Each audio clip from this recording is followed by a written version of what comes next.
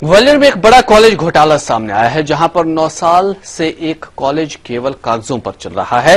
जीवाजी विश्वविद्यालय ने ही जांच कमेटी ने मना करने पर भी इस कॉलेज को मान्यता दी थी। ये शानदार वेबसाइट है ग्वालियर के वंदे मातरम कॉलेज की, जो कि शायद प्रदेश का सबसे बड़ा फर्जी कॉलेज है। वेबसाइट पर देखिए, इस कॉलेज में तमाम विश्व स्तरीय सुविधाएं होने का दावा किया गया है, लेकिन हकीकत में इस कॉलेज के पास एक कमरा तक नहीं है। रिकॉर्ड के मुताबिक जिस जमीन पर ये वंदे मातरम कॉलेज बनाया गया है, वहाँ बंजर जमीन पड़ी है। इस जमीन की फर्जी लीज दिखाकर वंदे मातरम कॉलेज ने जीवाजी विश्वविद्यालय की कार्यपरिषद से मान्यता हासिल कर ली। वंदे मातरम कॉलेज अंकित शिक्षा प्रसार समिति द्वारा संचालित बीएड, डीएड और नर्सिंग कॉलेज हैं। इनके बारे में शिकायतें प्राप्त हुई थी कि ये फर्जी लीज डीड के आधार पर एक जेलर लामा व्यक्ति से अनुबंध करके और अनुबंध को निरस्त करके उस फर्जी लीज डीड के आधार पर विभिन्न पाठ्यक्रमों की मान्यता और जीवाजी विश्वविद्यालय से संबद्धता प्राप्त करते रहे हैं। जांच में प्रथम दृष्टया सिद्ध हो चुका है कि इन्होंने जो लीज डीड कराई थी उसको 7 दिन बाद निरस्त कर दिया। वंदे मातरम कॉलेज के संचालक और जीवाजी विश्वविद्यालय की कार्यपरिषद के सदस्य अब फर्जी मान्यता के मामले में फंसने वाले हैं, क्योंकि इसकी जांच ईओडब्ल्यू कर रही है। ऐसा भी पता चला है कि कॉलेज की जांच करने गए 5 प्रोफेसरों ने कॉलेज को मान्यता न देने की रिपोर्ट दी थी, लेकिन कार्यपरिषद ने फिर भी इस फर्जी कॉलेज को मान्यता दे दी। इसी आधार पर इस वंदे मातरम कॉलेज ने भारतीय चिकित्सा परिषद समेत तमाम संस्थाओं से मान्यता हासिल कर ली और बीएड, डीएड, नर्सिंग जैसे कई कोर्स शुरू कर दिए। फर्जी दस्तावेज को मूल दस्तावेज का प्रयोग करके इन्होंने ANM course, GNM course, BEd, DEd, MEd, BSc nursing सारे कोर्सों की मान्यता NCTE, nursing council Madhya Pradesh Bhopal और अन्य जगह से लेते रहे हैं। मध्य प्रदेश चिकित्सा परिषद से भी ये लेते रहे मान्यता और जीवाजी विश्वविद्यालय से भी इसकी संबद्धता प्राप्त करते रहे। जबकि जीवाजी विश्वविद्यालय द्वारा प्रोफेसर की टीम ने इसको स्पष्ट लिख दिया था कि ये संचालित करने लायक नहीं है, क्योंकि महाविद्यालय के पास खुद की जमीन नहीं है, खुद का भवन नहीं है और खुद की कोई सुविधाएं भी नहीं है, फैकल्टीज भी नहीं है।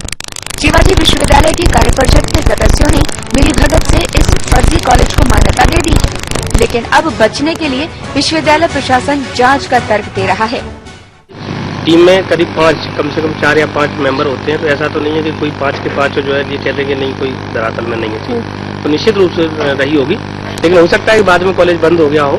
तो अभी मीडिया के माध्यम से ही हमें ज्ञात हुआ है कि शायद वो ईओडब्ल्यू में उसकी जांच चल रही। ईओडब्ल्यू जब जांच कराई तो पता पड़ा कि वो बिल्डिंग अस्तित्व में नहीं है, न फिर कॉलेज अस्तित्व में है।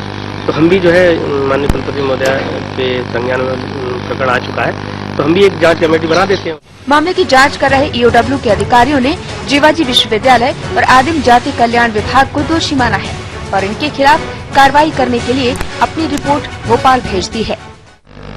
मैंने चूंकि प्रकरण की जांच की है, मेरे को ज्ञात है, तो जिन प्रोफेसर ने रिपोर्ट दी थी कि इसकी संबद्धता न दी जाए, उसके बावजूद भी अगर कार्यपरिषद संबद्धता दे रही है तो भूमि का संदिग्ध तो है।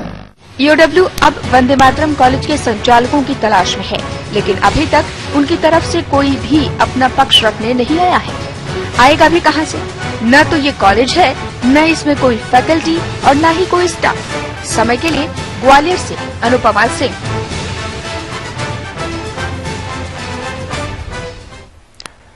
पल्स पोलियो अभियान की आड़ में भी घोटाला हो गया। जी हां, धार जिले में इस अभियान के प्रचार प्रसार के लिए जिन गाड़ियों के नाम पर डीजल का पैसा लिया गया, वो गाड़ियां कभी चली ही नहीं। देखिए ये पूरी रिपोर्ट।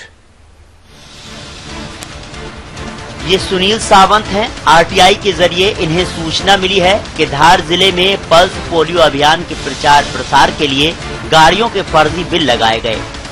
ये मामला 2009 से 2013-14 के बीच कुक्षी और दही इलाके का है, यानी करीब 5 साल तक moped, scooter, bike, truck, tractor और ट्रॉली को डीजल के जरिए चलाकर पोलियो अभियान में लगाया गया, लेकिन जाली बिल के जरिए। जिन वाहन मालिकों के पास गाड़ी नहीं है, उन वाहन मालिकों के बिल जो भुगतान करा 4 व्हीलर का और डीजल का बिल वो भी उन्होंने प्राप्त करा, जबकि उन लोगों के पास भुगतान ही नहीं। और कई वाहन मालिक ऐसे में उन्होंने संपर्क करा कि बोले हमारे पास वाहन नहीं था, हम क्यों आए वापस। कई ऐसे फर्जी तैयार कर रहे हैं जिनके पास 4 व्हीलर 2 व्हीलर गाड़ियां नहीं है और नो रिकॉर्ड ऑटो वेबसाइट पे आ रहा है। पैसा बढ़ता है, जिले से बढ़ता है और ब्लैक पे जाता है।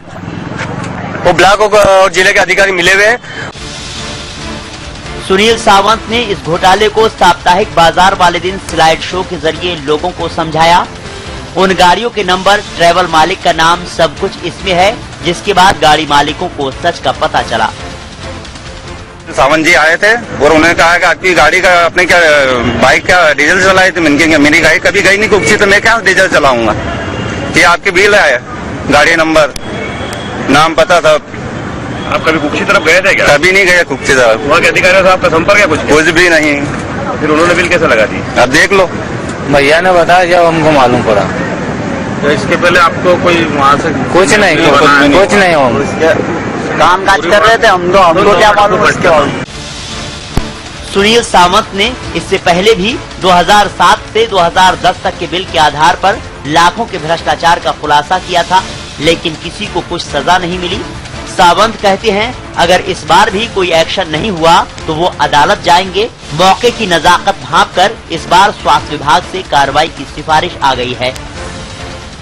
2009 से 2013-14 तक का मामला है और ये मेरे संज्ञान में आया भी है और इसके लिए हमने अपने वरिष्ठ कार्यालय संचालनालय स्वास्थ्य सेवाओं को लेटर भी दे दिया है और वहां से कार्रवाई हेतु हमारे पास पत्र भी जारी हो चुके हैं।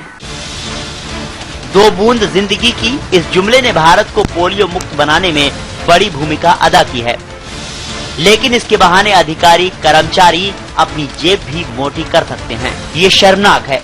समय के लिए धार से देवेंद्र सिंह कुशवाहा।